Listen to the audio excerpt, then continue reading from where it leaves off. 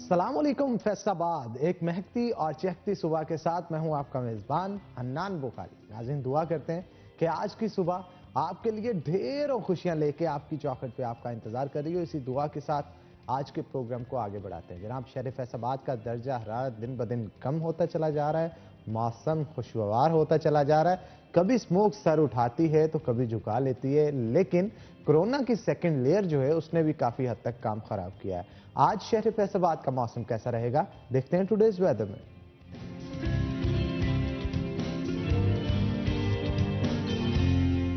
शाहिदा परवीन हमारे साथ मौजूद होंगी, उनसे गुफ्तगू करते हैं। शाहिदा, बताइएगा आज शहर फैसलाबाद के मौसम का अहवाल क्या रहेगा? जी हनान, फैसलाबाद में अगर मौसम की हम बात करें तो इस वक्त फैसलाबाद का मौसम जो है वो खासा खुशगवार है और दिसंबर के दूसरे दिन भी सूरज अब अपनी पूरी आबोताब के साथ चमक रहा है और अपनी तीखी किरणें जो है वो ज़मीन पर डाल रहा है, जिससे जो सर्दी की शिद्दत है उसमें भी कमी आई है। ठंडक का एहसास कम हुआ, जिसके साथ साथ हवा में भी खुनकी कम होने से दर्जा हरारत जो है वो भी बेहतर हुआ है। इस वक्त कल जो दर्जा हरारत था वो 9 डिग्री सेंटीग्रेड था, रिकॉर्ड किया गया, जबकि आज 1 पॉइंट इजाफे के साथ दर्जा हरारत जो है वो 10 डिग्री सेंटीग्रेड रिकॉर्ड किया गया, जबकि ज़्यादा से ज़्यादा दर्जा हरारत जो 28 तक जाने का इम्कान जाहिर किया गया। जबकि महकमा मौसमियात के मुताबिक सूरज जो है वो ऐसे ही दोपहर तक अपना जलवा दिखाएगा फैसलाबाद के शहरियों को और उसके बाद शाम के वक्त जो है वो ठंडक का एहसास बढ़ेगा, हवा में खुनकी भी बढ़ेगी, तो रात जो है वो मज़ीद ठंडी होगी। जबकि इस वक्त हवा में इस वक्त नमी का तनासब 76% तक रिकॉर्ड किया गया। महकमा मौसमियात के मुताबिक आइंदा 24 घंटों में कहीं भी बारिश का इम्कान जो है वो जाहिर नहीं किया गया है। जी, बहुत शुक्रिया शाहिदा परवीन, आप शहर फैसलाबाद के मौसम का अहवाल बता रहे थे। और आने वाले दिनों में मजीद सर्दी बढ़ेगी क्योंकि दिसंबर का महीना स्टार्ट हो चुका है और इस महीने के स्टार्ट होने से बहुत सारे शायर भी जाग जाते हैं अंदर के। तो हम तो यही जनाब दुआ करते हैं कि मौसम हमारा खुशगवार रहे, स्मोक से हम दूर रहें और कोरोना की बढ़ती लेयर जो है वो कुछ कम हो, क्योंकि गुज़श्ता रोज़ कोरोना की वजह से सबसे ज़्यादा अमवात पाकिस्तान के अंदर यानी 67 अमवात पाकिस्तान के अंदर हुई हैं और ये कहा जा रहा है कि एक दिन के अंदर होने वाली इस लेयर में सबसे ज़्यादा अमवात हैं। तो ये इस चीज़ का अंदिया है और पैगाम है कि दिन ब दिन कोरोना वायरस के केसेस तो बढ़े हैं, लेकिन अमवात की शरह भी इसके साथ बढ़ती चली जा रही है। कुछ जेनेटिक म्यूटेशंस होती हैं, वक्तन फ़वक्तन उन म्यूटेशंस की वजह से ये वायरस जो है वो मज़ीद डाइवर्स होता चला जाता है और डाइवर्स होने के साथ साथ जैसे हमारे अंदर इम्यूनिटी आती है, उनके अंदर भी हमारी इम्यूनिटी के अगेंस्ट इम्यूनिटी आती है। तो एंटीबॉडीज से बचने के लिए कोई ना कोई तरीक़ेकार जो है वो बनाते रहते हैं। तो आज का सवाल जनाब हम आपसे करते हैं बुलेवार्ड मॉल की तरफ से, जिनको वाउचर्स दिए जाएंगे उनके लिए ख़ास तौर पे सवाल है कि पाकिस्तान का वज़ीर दफ़ा का नाम क्या है? पाकिस्तान के वज़ीर दफ़ा का नाम क्या है? आपको ज़्यादा से ज़्यादा टेक्स्ट करके बताना होगा वो उस नंबर पे जो कि आपकी स्क्रीन पे दिया जा रहा है, उस पर इसका जवाब जो है वो ज़्यादा से ज़्यादा टेक्स्ट करें। ज़्यादा से ज़्यादा टेक्स्ट करने वाले 5 खुशनसीब जो होंगे उन्हें बुलेवार्ड मॉल की जानिब से वाउचर्स दिए जाएंगे। उन वाउचर्स से वो खाना भी खा सकते हैं, वहाँ पे चाय भी पी सकते हैं और इसके साथ साथ दीगर शॉपिंग भी कर सकते हैं। तो अगर आप वाउचर्स जीतना चाहते हैं तो उसके लिए आपको इस सवाल का जवाब देना होगा कि पाकिस्तान के वज़ीर दफ़ा का नाम क्या है। उस नंबर पे जो कि आपकी स्क्रीन के ऊपर दिया जा रहा है, इसके ऊपर आपको टेक्स्ट करना है। ज़्यादा से ज़्यादा टेक्स्ट करने वाले 5 खुशनसीब जो होंगे उनको ख़ास तौर पे ये वाउचर्स दिए जाएंगे जिनसे वो शॉपिंग कर सकेंगे। तो जनाब आगे बढ़ते हैं। शहर फैसलाबाद की अगर बात की जाए तो पाकिस्तान भर की तरह फैसलाबाद के अंदर भी दिन ब दिन कोरोना वायरस की तादाद जो है केसेस की बढ़ती चली जा रही है। इसे रोकने के लिए क्या स्ट्रेटजीज बनाई गई हैं, इंतज़ामिया किस तरह से इस चीज़ को देख रही है? और अगर बात की जाए बाज़ारों के हवाले से तो बाज़ारों के अंदर भी ख़ास तौर पे SOPs को कहीं पे लागू करवाया जा रहा है, कहीं पे लागू नहीं करवाया जा रहा है। ये भी कहा जा रहा था NCOC की तरफ से कि अगर कोई मास्क नहीं पहनता तो उसको जुर्माना किया जाएगा। मौजूदा सूरत हाल कोरोना के हवाले से कुछ डिस्कशन करेंगे, उसके बाद नया हाउसिंग स्कीम, नया पाकिस्तान हाउसिंग स्कीम के हवाले से भी गुफ्तगू करेंगे और दीगर मौज़ूआत जो हैं वो भी ज़ेर बहस आएंगे। तो रमज़ान मिर्ज़ा आज खास तौर पे हमारे साथ मौजूद हैं, हमारे सीनियर रिपोर्टर हैं सिटी 41 के। तो मिर्ज़ा साहब वेलकम करते हैं आपको शो के अंदर। मौजूदा सूरत हाल की मिर्ज़ा साहब बात करें, कहीं पे लॉकडाउन का सुनाई देता है तो कहीं पे टाइमिंग की पाबंदी आती है। एक जानब देखा जाए तो लाहौर के अंदर ये कह दिया गया है कि थिएटर्स जो हैं और दीगर एक्टिविटीज 10 बजे तक बंद कर दी जाएंगी, लेकिन फैसलाबाद में इस चीज को इम्प्लीमेंट नहीं करवाया जा रहा अभी इंतजामिया की जान से। थिएटर भी रात 11 बजे शो शुरू होता है और 1-2 बजे जाके खत्म होता है। आप इस हवाले से क्या कहेंगे? क्या पंजाब में लाहौर के केसेस ज्यादा हैं, लाहौर में इम्प्लीमेंटेशन ये हो रही हैं, फैसलाबाद में नहीं हो रही? जी हनान, इसमें हमारी खुशकिस्मती है कि फैसलाबाद में अभी तक कोरोना के केसेस की तादाद या जो सीक्वेंस है, फ्रीक्वेंसी है, वो सर तक नज़र नहीं आ रही। ये अल्लाह ताला की खास रहमत है। और अगर हम जो पहली वेव थी कोरोना की, उसमें भी देखें तो फैसलाबाद उन शहरों में से एक था जो कि किसी हद तक महफूज रहे।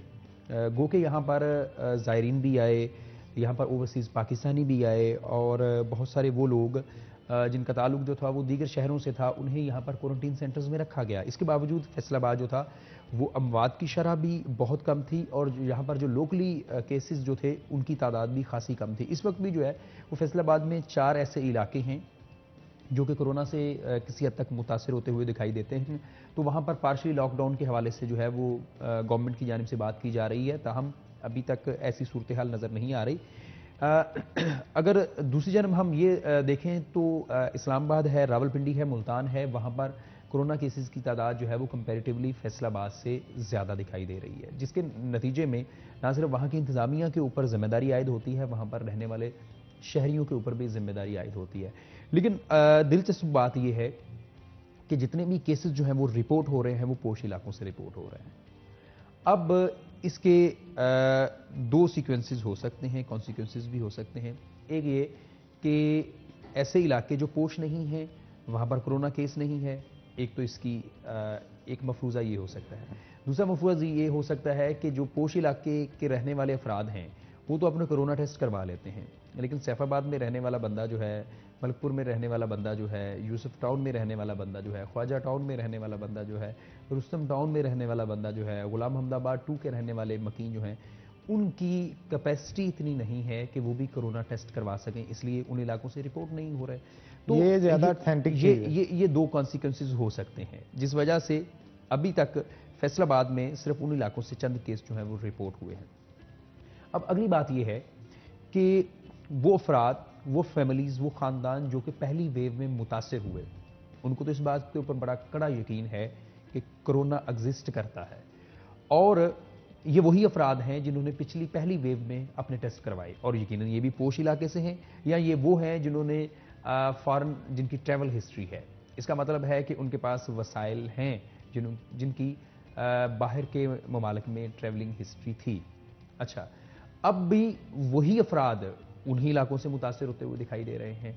तो महसूस ये हो रहा है कि वो अफराद जो कि उससे मुतासिर हुए थे या उनके अंदर कोरोना की नौ हो है, सेंस है और वो थोड़ी सी एहतियात करते हैं, या वो लोग जिनके पास वसाइल हैं। तो जिनके पास वसाइल नहीं है उनका मसला पहले भी रोटी था, आज भी रोटी है और आइंदा भी रोटी ही रहेगा। उनका पहले भी मसला रोज़गार था, आज भी रोज़गार है और आने वाले दिनों में भी मसला रोज़गार होगा। तो उनकी प्रायोरिटी है कि बच्चों को खाना कैसे देना है, फैमिली को खुराक कैसे पहुंचानी है, आज का दिन जो है वो कहाँ पर मसरूफ़ रहेगा और हमें चंद रुपए, चंद 100 रुपए मिल जाएंगे। लेकिन दूसरी जानब जो पोश इलाकों में रहने वाले लोग हैं उनका मसला पहले भी जिंदगी और सेहत था और कोरोना के दौरान जो है वो अंदेशा और ख़तरा जो है वो मज़ीद बढ़ जाता है, जिस वजह से नज़र ये आ रहा है कि वो अफराद जिनके पास वसाइल हैं वो तो कोरोना के होने को भी समझ रहे हैं और उसके ऊपर SOPs जो बनाए गए हैं गवर्नमेंट के, उसके ऊपर भी अमल दरामद हो रहा है। आप मसाजिद में देख चले जाएं, आप बड़े शॉपिंग मॉल्स में चले जाएं, आप ऐसे इलाके जो कि पोश हैं वहाँ पे चले जाएं, आपको वहाँ पर नज़र आएंगे। लेकिन वो मार्केट्स जो छोटी हैं, घंटाघर के अतराफ में, वो मार्केट्स जहाँ पर आम आदमी खरीदो फरोख्त के लिए जाता है वो देख लें, गली मोहल्लों में देख लें, वहाँ पर कोरोना से बचाव के जो SOPs गवर्नमेंट की जानिब से जो थे तय किए गए थे उनके ऊपर अमल दरामद नहीं हो रहा, जिस वजह से महसूस ये हो रहा है कि अब जो लोग हैं, शहरी हैं, वो 2 ग्रुप्स में बट गए हैं। एक कहते हैं कि होगा भी तो क्या होगा, एक कहते हैं कि नहीं हमें इससे बचना है। तो अब अजीब सी सिचुएशन जो है वो इस वक्त एग्जिस्ट कर रही है। तो इसमें अभी भी जिम्मेदारी और होश से काम लेने की जरूरत है, क्योंकि इस वक्त भी आप घंटाघर, आठ बाजार, छोटी मार्केट, सन्नाबाद, वारिसपुरा, गुलाम हमदाबाद और इसी तरह के दीगर जो छोटी छोटी मार्केट्स भी हैं और रिहायशी इलाके भी हैं, कहीं पर मास्क को पहनना जो है वो जरूरी करार नहीं दिया गया अवामी सतह पे। गवर्नमेंट जरूर कह रही है कि भाई आप 300 अफराद का मजमा नहीं कर सकते, आप मास्क भी पहने, वैसे मिर्जा होगा। साहब आप नहीं समझते कि जितना मर्जी गवर्नमेंट इंप्लीमेंट करवा दे, जब तक हम खुद से फैसला नहीं करेंगे कि हमें मास्क पहनने की जरूरत है और एहतियात की जरूरत है, तो कोई कुछ भी कर ले, अकेले में तो वो किस तरह से, मतलब अगर जाना चाहेगा किसी जगह पे तो मास्क नहीं इस्तेमाल करेगा, रिश्तेदारों के घर दोस्तों अहबाब के साथ जाना चाहेगा, लूडो की बहुत सारी गेम्स होती हैं, लड़कियां आपस में कजन्स इकट्ठे बैठते हैं, इतनी गेट टुगेदर्स होती हैं, वहां पे अगर मास्क नहीं पहनते और सिर्फ दिखावे के लिए आप बाहर निकलें और गवर्नमेंट की इंप्लीमेंटेशन की डर से मास्क को पहने, तो मेरे ख्याल वो ज्यादा डेंजरस चीज है। हमें अपने आप को पहले दुरुस्त करना चाहिए, सिमत अपनी दुरुस्त करनी चाहिए, देन हम दूसरों की जान देखें। सबसे बड़ा मसला ही यही है कि आम आदमी समझने के लिए तैयार नहीं है कि वो एक कैरियर हो सकता है, कि वो खुद अगर उससे इफेक्ट नहीं होगा तो उसके घर में रहने वाले वो बुजुर्ग जिनकी उम्र 50-60 साल से ऊपर हो चुकी है वो इससे मुतासिर हो सकते हैं। लेकिन ये बात पहली वेव में बड़ी हद तक लोगों को मीडिया ने भी अवेयरनेस दी और कोशिश भी की, गवर्नमेंट ने भी अपनी इंप्लीमेंटेशन जाहिर की, लेकिन इस बार जो है सिचुएशन क्वाइट डिफरेंट नजर आ रही है। कहीं पर भी मास्क को जो है वो पहनना जरूरी नहीं समझा जा रहा। अवामी हल्के ये समझ रहे हैं कि गवर्नमेंट जो है इस मामले में किसी हद तक कुछ ऐसी सिचुएशन, ऐसी फिजा जो है वो क्रिएट कर रही है कि जो पीडीएमए के जलसे हैं वो ना हो सकें। लेकिन अगर हम ज़मीनी हकायक देखें और इसके साथ साथ अपने अतराफ में जो हमारे पड़ोसी मुल्क हैं उनकी सूरत हाल देखें, तो वहाँ पर हमें नज़र आ रहा है कि कोरोना के वार जो है तेज़ी से जारी हैं और उससे मुतासर होने वाले अफराद और उससे होने वाली अमवात जो है वो हो रही है। एक तरफ गवर्नमेंट कहती है कि ये जो जलसे जुलूस है इससे कोरोना बढ़ेगा। असद उमर साहब ने भी जो किया है, मीटिंग ही उसको कहा जा रहा है, लेकिन सैकड़ों अफराद वहां पे भी मौजूद थे। मिर्जा साहब, उनको भी इस चीज का ख्याल रखना चाहिए था और वेल एजुकेटेड और वेल मैनर्ड पर्सन है, इसके बावजूद वो ऐसा काम करें तो मेरा ख्याल ये मुनासिब नहीं है। नहीं, जरूरी नहीं कि आप वेल एजुकेटेड कहें, क्योंकि सारे सियासतदान जो हैं वो वेल एजुकेटेड नहीं है। फैसलाबाद ही में देख लें, मौजूदा टेन्योर देख लें, आपको एजुकेशन शाउर नहीं देती, लेकिन शाउर की वजह से आप एजुकेशन लेने की कोशिश करें, वो अलग केस होता है। असल में शाउर और एजुकेशन दोनों क्वाइट डिफरेंट चीजें हैं। बहुत सारे लोग अनपढ़ होते हैं लेकिन उनमें शाउर होता है। अच्छा, अब मसला ये है, बात फिर वही कि हमें एक मैसेज देने की जरूरत है। फैसलाबाद में जब कमिश्नर इशरत अली यहाँ से रुखसत हुए, उनके लिए अलविदाई पार्टी का एहतमाम किया गया ज़िला इंतज़ामिया की जानिब से, तो उसमें तमाम अफराद, जबकि कोरोना की वेव आ चुकी थी, तमाम ऑफिसर्स जो कि आला रैंक के ऑफिसर्स थे और फैसलाबाद में जो डिविजनल और ज़िला सतह के इदारे हैं उनके सरबराहान मौजूद थे, किसी एक ने मास्क नहीं पहना। और इवन यहाँ तक कि जब फोटो सेशन हुआ, ग्रुप फोटो देखी आपने जो लास्ट पे, बिल्कुल मास्क उतार लिया गया और समाजी फासले का बिल्कुल ख्याल नहीं रखा गया और उसके ऊपर पीएम पोर्टल के ऊपर शिकायत भी फिर दर्ज करवाई गई कि भाई ये क्या हो रहा है। तो आप जो ऑफिसर्स होते हैं ये एक रोल मॉडल होते हैं कि ऐसे करना है आपने, लेकिन हमें कहीं पर भी इस हद तक अभी भी सूरत हाल जो है वो बेहतर दिखाई नहीं दे रही। अल्लाह का अभी भी शुक्र है कि फैसलाबाद उस हद तक मुतासर इलाकों में नहीं है, लेकिन जिस तरह ये एक हब है, फैसलाबाद में मुसाफिरों की तादाद, खरीदारों की तादाद, ताजरों की तादाद आने जाने वाली, तो ये एक अच्छे कैरियर हो सकते हैं कोरोना के लिए। लेकिन ये अफसोसनाक बात है कि अभी भी अवामी हलकों में ये पजीरी राय नहीं है कि मास्क पहनना कितना ज़रूरी है।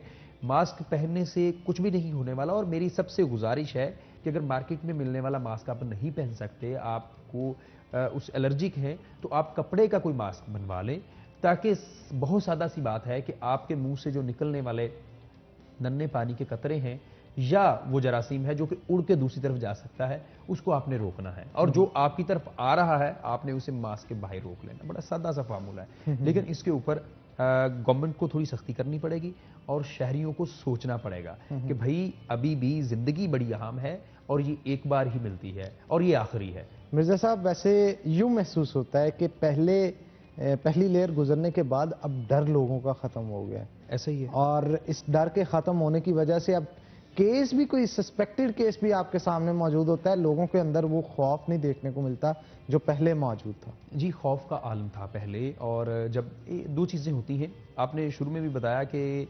जेनेटिकली वो खुद को चेंज कर रहा है कोरोना, लेकिन इसके बावजूद जब पहली वेव आ जाती है और गुजर जाती है तो उसके बाद बहुत सारे लोगों में इम्यूनिटी पैदा हो जाती है। इसके साथ साथ जो कोरोना हम जब चाइना में देख रहे थे पिछले साल दिसंबर में, तो हमें नहीं लगता था कि शायद ये इस तरह हमें इफेक्ट करेगा।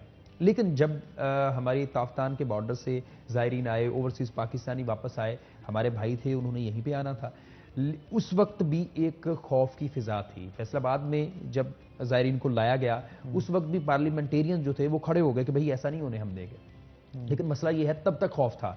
लेकिन उसके बाद जब ये पहली वेव गुजर गई है तो अब लोगों, दो तरह के लोग हैं, कुछ कहते हैं था ही नहीं और है ही नहीं, दूसरे लोग कहते हैं है लेकिन कम है, जितना बताया जा रहा है उतना नहीं है। लेकिन एक बहुत कम तादाद है जो खौफ के मारे घरों से भी बाहर निकलने से कासर है, बहुत कम तादाद है।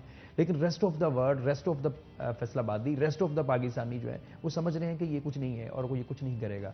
और बहुत सारे लोगों ने, आपको पता है, टिकटॉक के ऊपर इसका मजाक भी उड़ाया, बहुत कुछ किया। लेकिन ये एक चीज़ तय है कि ये हकीकत है। हाँ, इसकी डिटेल्स अभी जानने की बहुत सारी जरूरत है कि क्या क्या फैक्टर्स हैं, क्या क्या वजूहात हैं जिन वजह से ये हो रहा है। ये एक मिथ है, कुछ सालों में ये यकीनन एक बड़ी डेवलपमेंट होगी। आपको भी पता होगा कि बहुत सारे लोग टीबी से भी मर जाते थे। आपको भी पता होगा कि जरखान से तो लोग अभी भी मर जाते हैं, कैंसर से भी अभी कुछ लोग मर जाते हैं, लेकिन बहुत सारे रिकवर हो जाते हैं। लेकिन ये कोरोना जो है आने वाले दिनों में एक मामूल की बीमारी होगा, तो यकीनन इसके हवाले से क्योंकि अभी पैदा हो जाएगी। वैक्सीन भी बन चुकी है इसकी, और ये भी कहा जा रहा है वैक्सीन जल्द पाकिस्तान के अंदर भी इसकी होगी। अमेरिका ने तो अभी देने से इनकार किया है, लेकिन आने वाले वक्त में वैक्सीन जो है वो पाकिस्तान के अंदर इंशाल्लाह जरूर होगी और इससे लोग सेहतियाब भी होंगे। तो नाज़रीन, एक ब्रेक लेंगे, ब्रेक के बाद दोबारा हाजिर होते हैं। कहीं मत जाइएगा, हमारे साथ रहिएगा।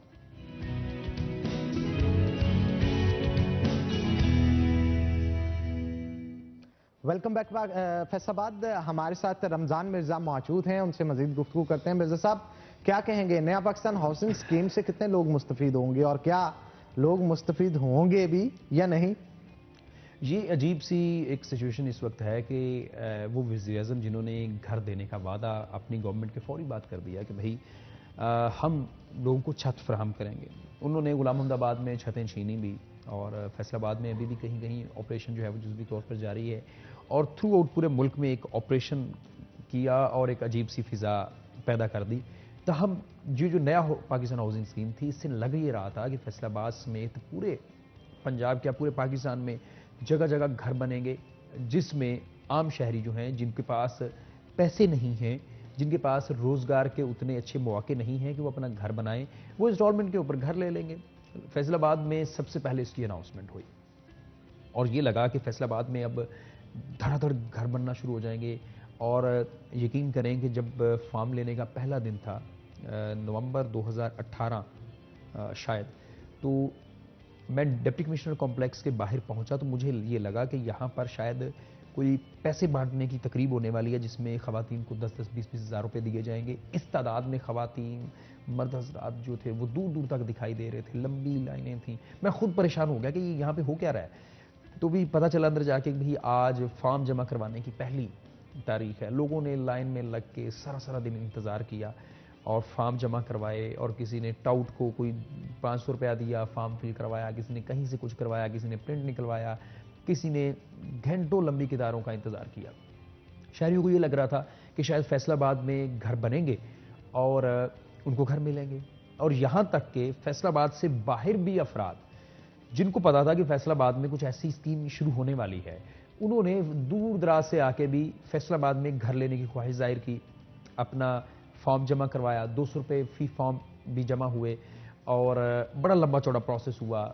लोगों ने फिर सर्दी भी सही, गर्मी भी सही, धक्के भी सहे और गवर्नमेंट के ऊपर भी हमें नज़र आया कि भाई गवर्नमेंट भी जो है वो इसके ऊपर खासी कोशा नज़र आ रही है, संजीदा नज़र आ रही है। वज़ीर हाउसिंग उस वक्त थे मियां महमूद रशीद, वो फैसलाबाद में आए, उन्होंने देखा कि भाई बड़ा स्कोप है यहाँ पे और उन्होंने एक जगह का ऐलान करना था कि यहाँ पर हम नया पाकिस्तान हाउसिंग स्कीम जो है वो बनाने के लिए जा रहे हैं।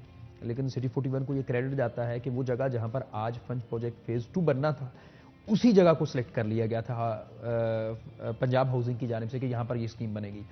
हमने उसके ऊपर इशू को उठाया, एमडी वासा वहाँ पर पहुँच गए, डीएमडी वासा वहाँ पर पहुँच गए, उन्होंने उनके कान में फूंक मार दी कि भाईजान ये मसला है और ये सूरत हाल है, फिर ना कहिएगा।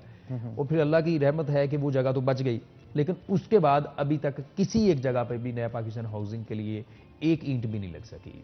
उसके बाद वो सेक्रेटरी हाउसिंग नसीम सादक को बनाया गया। मकसद ये था कि फैसलाबाद में किसी ऐसी जगह का तयन किया जा सके जहां पर ये घर बनेंगे, और घरों के हवाले से फिजिबिलिटी रिपोर्ट्स भी बनी, उन्होंने बार बार दौरे भी किए, कोई 11 जगहों की निशानदही भी की गई, लेकिन अभी भी वहां पर कुछ भी नहीं हो सका। इसके बाद एफडीए और साबिक चेयरमैन एफडीए, साबिक डीजी एफडीए की जानिब से एफडीए सिटी में को 2 से 3 प्रपोजल जो थे वो दिए गए, लेकिन नसीम सादक ने उनको रिजेक्ट कर दिया। उन्होंने कहा कि भाई 27 लाख का घर कौन खरीदेगा, आप डबल स्टोरी जो है वो 54 लाख रुपए इसके बना के बैठे हैं, ये किसकी जेब में इतने पैसे हैं। इसके बाद अफसोसनाक बात यह है कि पंजाब हाउसिंग की जानिब से एक स्कीम बनाई गई जिसमें 63,000 रुपए फी महाना किस्त जो थी वो दी जानी थी। फिर हमने इस मतलब ये फिर तो वो पैसे हैं मिर्जा साहब जो इतने पैसे तो दे के कहीं पे भी ले सकते हैं, भी ले सकते हैं। तो इसमें गवर्नमेंट का क्या? गवर्नमेंट ये सारा, जब हमने फिर इस इशू को टेकअप किया तो फिर उन्होंने कहा कि ओहो ये तो मिसप्रिंट हो गया, उन्होंने उस मामले को भी वापस ले लिया। तो इसके ऊपर हुकूमती संजीदगी जो है वो नजर नहीं आ रही। आज 2 साल हो चुके हैं, फार्म्स जमा हुए थे, 80,000 से जायद अफराद थे और जिनकी स्क्रीनिंग होनी थी, जिसके बाद ये फैसला होना था कि इनको घर कहाँ होंगे, इनकी अलॉटमेंट, उनकी कुरानंदाजी होनी थी, उसके बाद अलॉटमेंट होनी थी। लेकिन अफसोसनाक बात यह है कि किन वजूहात की वजह से घर नहीं बन सके। सबसे पहले तो जगह की ही सिलेक्शन नहीं हो सकी कि ये किस जगह पे बनेंगे। सनतकारों ने भरपूर इस मामले में जो थी वो मुआवनत की कि आप इस इलाके में बना लें, आप इस इलाके में बना लें, यहाँ पे इंडस्ट्री एरिया है, यहाँ पे इंडस्ट्री है, यहाँ पे इंडस्ट्रियल क्लस्टर है, यहाँ से मजदूर जो है वो हज़ारों की तादाद में सफ़र करके घरों को वापस जाते हैं, तो यहाँ पे भी बन सकता है, यहाँ पे बन। इस मामले में उन्होंने भरपूर मुआवनत की। लेकिन जब गवर्नमेंट ने कहा कि भाईजान कुछ पैसे भी दे, हम आपके ताउन के साथ ये घरों को बनाना चाह रहे हैं, किसी सनतकार ने, किसी ताजर ने हाथ ही नहीं रखा और उसके बाद सब गायब हो गए। तो इस वक्त फैसलाबाद में तकरीबन वो अफराद जिन्होंने फार्म जमा करवाए थे और मजमूई तौर पर रकम जो है वो 2.25 करोड़ रुपए बनती है सिर्फ फॉर्म्स की मद में, उसका कुछ पता नहीं वो कहाँ है। और गवर्नमेंट जो है वो उस मामले में कुछ भी संजीदगी से अमल दरामद नहीं कर रही। यहाँ तक कि इस वक्त भी जो साबिक सेक्रेटरी हाउसिंग है नदीम महबूब, उन्होंने फैसलाबाद का दौरा किया। इसके बाद वज़ीर आला के 2 दौरे हो चुके हैं, वज़ीर आज़म पाकिस्तान जो है वो दौरा करके चले गए हैं, और दीगर शहरों में कोई 1 से 2 जगहों पर नया पाकिस्तान हाउसिंग के तहत घर बन गए हैं और उसके ऊपर उनकी अलॉटमेंट और ये सारा कुछ हो रहा है। लेकिन फैसलाबाद में अभी तक कोई एक ईंट नहीं लग सकी जिसको पहले फेज में रखा गया था। और यहाँ तक जब हमने इस खबर को ब्रेक किया कि पाकिस्तान फैसलाबाद जो है पहले फेज से निकल रहा है, तो फैसलाबाद ही से ताल्लुक़ रखने वाले अरकान असम्बली ने कहा कि नहीं, आप गलत कह रहे हैं, ये गलत खबर है। और लाहौर की सतह पर भी जो था वो कहा गया कि नहीं।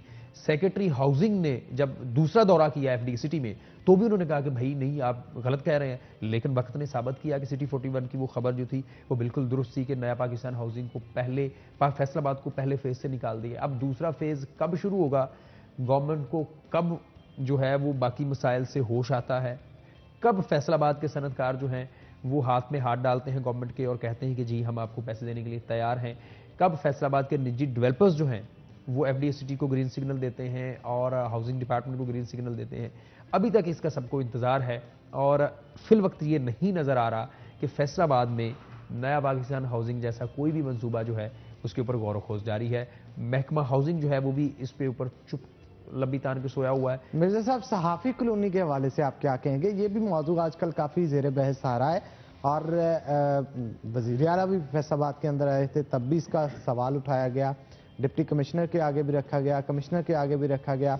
तसल्लियां दे दी जाती हैं लेकिन सूरत हाल कोई बेहतरी की तरफ जाती हुई नजर नहीं आती। असल में हनान ये हुआ था कि वज़ीर आला पंजाब की जानिब से जब फैसलाबाद का दौरा किया गया था तो नॉर्मली ये होता है कि मुख्तलिफ इशूज़ के ऊपर बात की जाती है, खप डाली जाती है। लेकिन मौजूदा जो सदर प्रेस क्लब हैं और सिटी 41 को हेड भी करते हैं ज़फ़र डोगर साहब, उन्होंने सहाफ़ियों को एतमाद में लिया। उन्होंने कहा कि भाई हम इस मामले में जो है वो खासे संजीदा हैं कि सहाफ़ी कॉलोनी होनी चाहिए। और इस बार जब वज़ीर आला पंजाब फैसलाबाद का दौरा कर रहे हैं तो हम उनके सामने कोई एक डिमांड नहीं रखेंगे, कोई एक सवाल नहीं रखेंगे, ताकि वो सहाफ़ी जिन्होंने अपने बाल जो हैं वो इसी पेशे में सफ़ेद कर लिए हैं, उनको कुछ तो मिल सके, उनको छत तो मिल सके। तो इस मकसद के तहत पहला और आखिरी सवाल वज़ीर आला पंजाब से यही था कि दीगर शहर जो कि फैसलाबाद से छोटे हैं, वहाँ पर सहाफ़ी कॉलोनियाँ बन चुकी हैं, लेकिन फैसलाबाद में सहाफ़ी कॉलोनी नहीं है। उन्होंने कहा कि हम इसके ऊपर जो है जल्द पेशरफ देंगे। पिछला दौरा, एक तो ये मौजूदा वज़ीर आज़म के साथ ही था दौरा, पिछले दौरे में उससे पिछले दौरे में जब वो दोबारा आए तो वो चाह रहे थे कि मीडिया से गुफ्तगू करें, लेकिन फैसलाबाद की ज़िला इंतजामिया और फैसलाबाद के जो ब्यूरोक्रेट्स वो सियासतदान थे वो नहीं चाह रहे थे कि मीडिया से गुफ्तगू हो। उन्होंने कहा भाई क्यों रोक रहे हैं? उन्होंने बताया कि जनाब आपने सहाफ़ी कॉलोनी का ऐलान किया हुआ था तो आपने उसके ऊपर कुछ नहीं किया।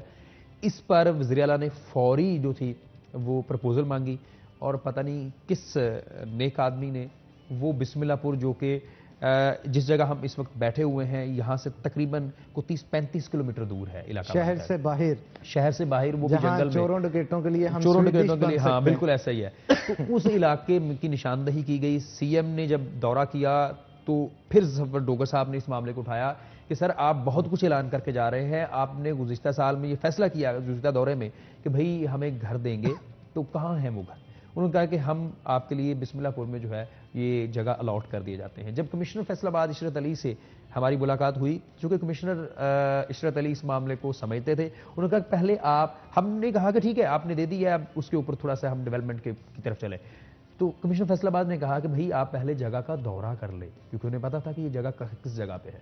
दौरा करने के लिए फौरी निकले तो वो पहले दौरे में जगह रिजेक्ट कर दी गई। इसके बाद अब चेयरमैन एफडीए लतीफ़ नज़र जो है उन्होंने इस इशू को जो है वो टेकअप किया हुआ है। सीएम पंजाब को एप्लीकेशन मूव कर दी गई है कि एफडीए सिटी जो कि अरसा दराज से वीरानियों में डूबा हुआ है, क्यों ना वहाँ पे एक ब्लॉक जो है वो सहाफ़ियों को मुख्तस कर दिया जाए, ताकि सहाफ़ियों को भी सहूलत हो और एफडीए सिटी की आबादकारी में भी जो है वो आसानी हो सके। तो एक एप्लीकेशन जो है वो इसके ऊपर मूव की हुई है और उम्मीद करते हैं कि इसके ऊपर जल्द पेशरफ्त होगी, क्योंकि चेयरमैन एफडीए जो कि एमपीए भी हैं, उनका कहना है कि वो संजीदा है और हमें भी उनकी कोशिशें जो है और काविशें जो है वो संजीदा दिखाई दे रही हैं। और अगर बुज़ार हुकूमत इसके ऊपर संजीदा हुई तो इसके ऊपर काम हो जाएगा, क्योंकि एक सिंपल एक डायरेक्शन की ज़रूरत है हुकूमत पंजाब की जानिब से, जो है वो जर्नलिस्ट हाउसिंग फाउंडेशन की जानिब से अगर एक एप्लीकेशन आ जाती है एफडीए को कि भाई आप इसके ऊपर जो है वो गौर खोज करें और अगर कुछ ऐसा प्रपोजल बन सकता है तो भिजवाएं, तो उम्मीद है सहाफ़ियों को छत जो है वो फराहम हो सकेगी। मिर्जा साहब, ये तमाम तर बातें और एप्लीकेशंस जो अभी मूव की जा रही हैं वज़ीर आला को वक्त से पहले बता दी जाती, तो क्या ये तभी ऐलान ना कर देते एफडीए सिटी का? इन्होंने पहले बिस्मिल्लाह का पाक का किया, इतनी दूर ले जा के इनको जो है सहाफ़ियों को फेंका। ये टेक्निकल टर्म्स इस्तेमाल करते हैं मामले को लटकाने के लिए। ये तो है ना कि आप मामला को लटकाते जाएं ताकि मसला हल हो, लेकिन दिलचस्प बात यह है कि किसी भी सीएम ने, पीएम ने, एमपीए ने, चेयरमैन एफडीए ने अपनी जेब से कुछ नहीं देना। ये वही फिर भी तकलीफ गवर्नमेंट, ये गवर्नमेंट है, गवर्नमेंट की चीज़ है और इस मुल्क की है और इस मुल्क के मालिक हम हैं, ये हमारी ही मलकियत है और ये किसी और मकसद के लिए इस्तेमाल हो। क्योंकि अगर आप मुल्तान में सहाफ़ियों को दे सकते हैं कॉलोनी, रावलपिंडी में दे सकते हैं, लाहौर में दे सकते हैं, इस्लामाबाद में दे सकते हैं, हर जगह अगर आप दे सकते हैं तो फिर फैसलाबादियों का तो फिर मेरा ख्याल हक बनता है। लेकिन इसमें मैं समझता हूँ कि फैसलाबाद की जो साबिक जो पॉलिटिकल क़यादत थी उसकी बड़ी बुनियादी जिम्मेदारी थी कि इस मामले को संजीदगी से देखें, लेकिन ऐसी उन्होंने डिवीज़न क्रिएट करके रखी सहाफ़ियों में कि ये मामला जो था वो नहीं मुकम्मल अपनी मंजिल तक नहीं पहुंच सका। लेकिन इस बार ये हुआ है, जो ग्रुप लीडर शाहिद अली हैं उनका कहना था कि मुझे वो बंदा ढूंढ के दें जिन्होंने सीएम को ये कहा कि बिस्मिल्लाहपुर में जगह पड़ी हुई है। बिल्कुल आप ठीक कह रहे हैं, लेकिन उम्मीद करते हैं कि आने वाले वक्त में ये मसला जो है हल होगा और जितने भी सहाफ़ी हैं फैसलाबाद के उनको भी छत जो है वो फराहम कर सकेगी गवर्नमेंट। हम उम्मीद करते हैं इस चीज़ की। तो नाज़रीन, इसी के साथ ब्रेक लेंगे, ब्रेक के बाद दोबारा हाजिर होते हैं। कहीं मत जाइएगा, हमारे साथ रहिएगा।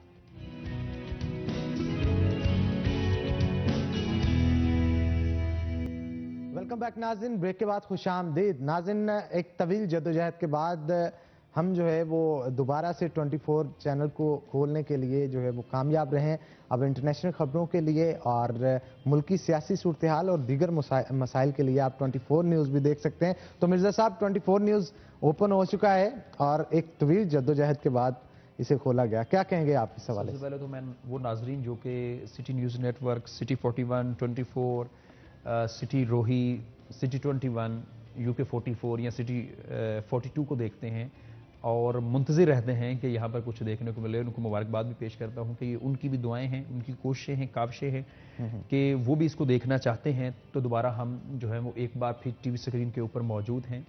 ना सिर्फ कभी सिटी 41 को बंद किया जाता है तो कभी 24 के ऊपर कदगन लगाया जाता है। तो लेकिन एक बात तय है हरनान कि 24 की जब रीओपनिंग हो रही थी तो नीचे कुछ सुपर्स लिखे हुए आ रहे थे कि जिसका मफहूम ओवरऑल ये बनता है कि हम सच दिखाते रहेंगे, चाहे किसी को कितना भी बुरा लगे, लगे, हमें दोबारा भी बंद किया जाए, फिर भी दिखाएंगे, हम दिखाएंगे। क्योंकि मीडिया का बुनियादी तौर पर किरदार ये है कि वो दिखाए जो दुरुस्त नहीं हो रहा। सिटी 41 की तो एक खास रिवायत है कि रीजनल टीवी ऐसे होते हैं कि जो वहां पर पॉजिटिव नेगेटिव दोनों चीज़ों को साथ साथ लेके चल रहे होते हैं। लेकिन इंटरनेशनल मीडिया से हमेशा ये डिमांड की जाती है, या नेशनल मीडिया हो, नेशन वाइड टीवीज हो, कि वो गवर्नमेंट की वो तमाम पॉलिसी जो ठीक नहीं है, जहां पर ऑफिसर्स या ब्यूरोक्रेसी या पॉलिटिकल जो क़यादत है वो ठीक नहीं कर रही, उनके ऊपर जो है वो तनकीदी जायजा उनका लें। अच्छा, ये भी तो है ना मिर्जा साहब, हम कोई नून लीग के साथ नहीं है या किसी और पार्टी के साथ नहीं है। जब नून लीग की दौरे हुकूमत थी उनको भी हमारे साथ गिला रहता था और इस दौरे हुकूमत को भी है। हमने तो सच्चाई दिखानी है, नाहली दिखानी है। अच्छा, इससे आपकी इस बात से एक बात जाहिर हो गई है कि जो गवर्नमेंट में होगा और वो ठीक जो नहीं करेगा हम उसे दिखाते रहेंगे। दिलचस्प बात यह है कि अगर आज भी हम सोशल मीडिया देख लें, फेसबुक देख लें, व्हाट्सएप देख लें, तो नून लीग के दौरे हुकूमत में नून लीग वाले हमें कभी कोई धमकी देते थे, हमारे मामलात उनके साथ ठीक नहीं थे इसलिए कि हम सही दिखाते थे। हमें ये लगा, और मैं जब ये मौजूदा गवर्नमेंट आ रही थी और बाकी देखने वालों को, कि शायद हम मौजूदा जो गवर्नमेंट है पीटीआई के सपोर्टर हैं, मुझे भी फील हुआ कि शायद हम सपोर्टर हैं। लेकिन हमने फिर जब इनका सच दिखाया, हमने दिखाया कि भाई जो यूटिलिटी स्टोर हैं वहाँ पर चीनी नहीं मिलती, घी नहीं मिलता, दालें महंगी हैं। हमने ये दिखाया कि कहाँ कहाँ पे करप्शन हो रही है, हमने ये दिखाया कि कहाँ कहाँ सर्विस डिलीवरी बेहतर नहीं है, हमने दिखाया कि कौन सा इदारा अपनी जो उनका स्कोप है उससे बाहर निकल के कैसे काम कर रहा है। हमने तो ये भी दिखाया कि वजीर आला को ब्यूरोक्रेसी मामू कैसे बनाती है, हमने वो सारा कुछ दिखाया, और जिसका खमियाजा जो है वो इससे पहले भी हमने भुगता, सिटी 41 की शक्ल में भी भुगता और 24 न्यूज़ की शक्ल में भी भुगता।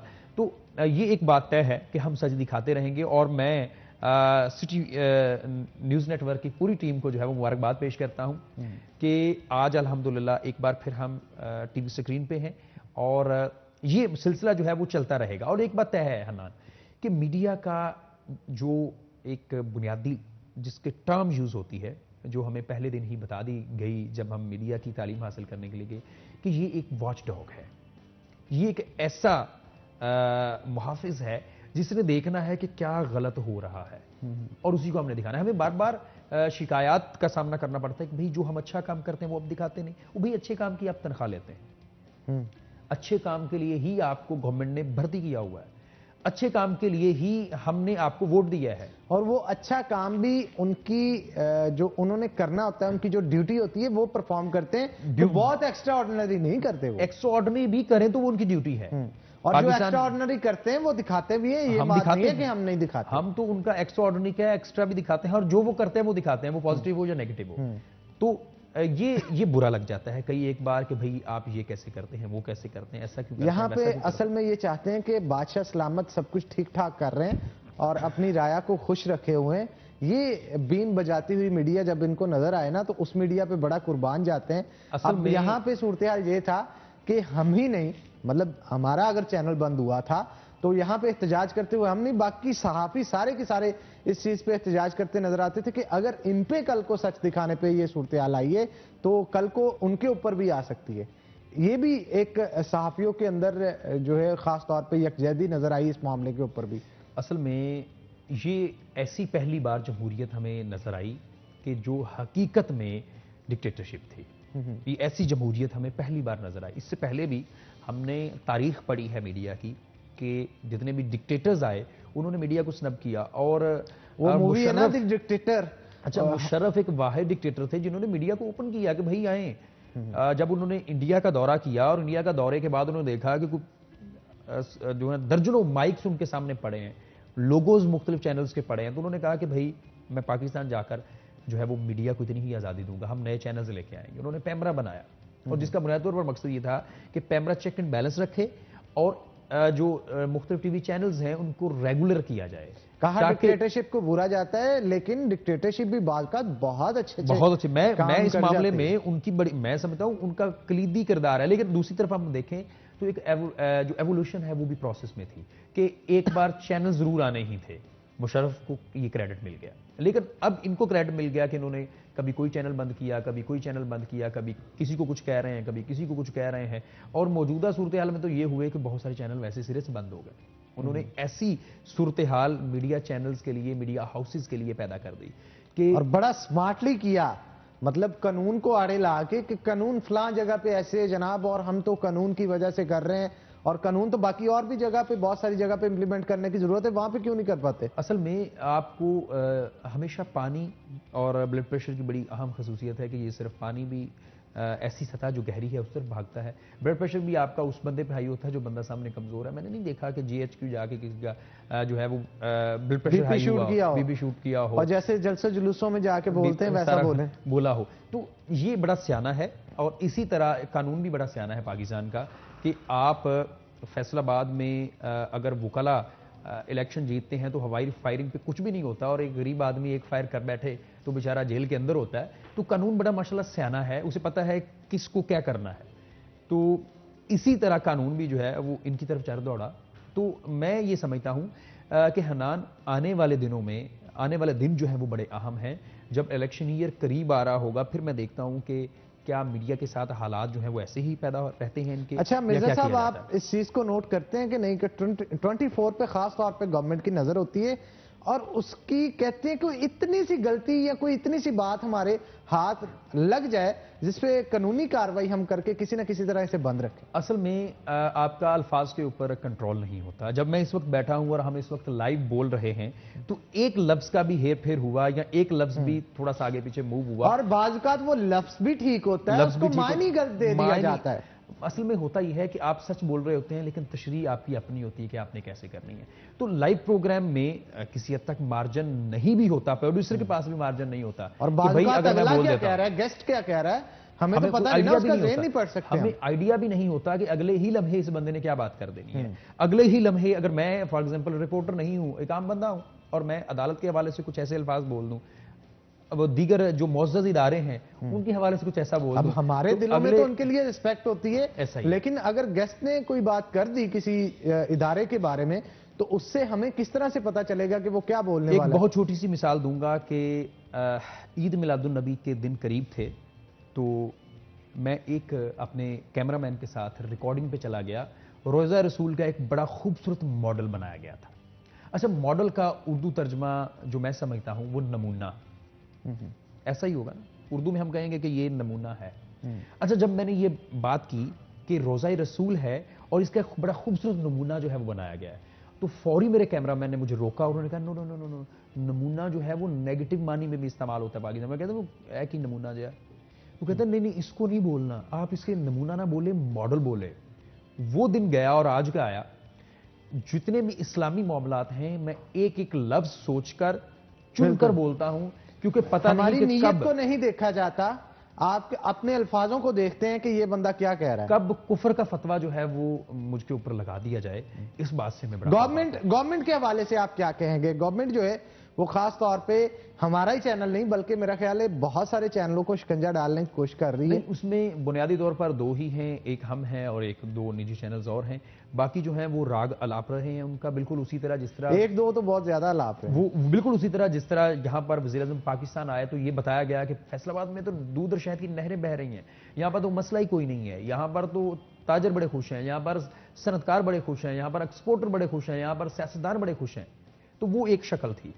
और अगर हम फैसलाबाद की दूसरी शक्ल देखें यहाँ पर रोड टूटी हुई है, यहाँ पर पार्किंग के मसाइल हैं, पार्किंग प्लाजा मौजूद नहीं, यहाँ पर डेवलपमेंट प्रोजेक्ट लटके हुए हैं, यहाँ पर सेहत की सहूलियात नहीं है, यहाँ पर तालीम की बेहतर सहूलियात नहीं। तो ये फैसलाबाद की दूसरी शक्ल थी, ये फैसलाबाद का दूसरा रुख था जिसके ऊपर किसी ने रोशनी नहीं डाली। और हमारी जिम्मेदारी है कि हम फैसलाबाद के दूसरे रुख के ऊपर रोशनी डालें, और हम डालते रहेंगे। और 24 जो है उसकी तो जिम्मेदारी यही है। और दिलचस्प बात यह है कि जो इस वक्त अपोजिशन है उसमें 24 बड़ा मकबूल है। और यही वजह है कि अगर अपोजिशन में एक चैनल मकबूल है तो फिर हुकूमत में तो वो कभी मकबूल नहीं और होगा। अपोजिशन के लोग भी अक्सर गिला करते हैं कि आप ये इस हक में नहीं बोलते कि आप गवर्नमेंट के साथ हैं। वो कहते हैं कि जब हम भी अपने इक्तदार में मौजूद थे अब तब हमें भी इसी तरह करते थे और आज इनको भी कर रहे हैं। इसका मतलब ये है कि हम खास तौर पे सिर्फ और सिर्फ सच्चाई को दिखाते हैं और सच्चाई का साथ देते हैं, और सच्चाई का साथ ही आने वाले दिनों में हम देते रहेंगे। तो बहुत शुक्रिया रमजान मिर्जा साहब आज के शो में आने के लिए।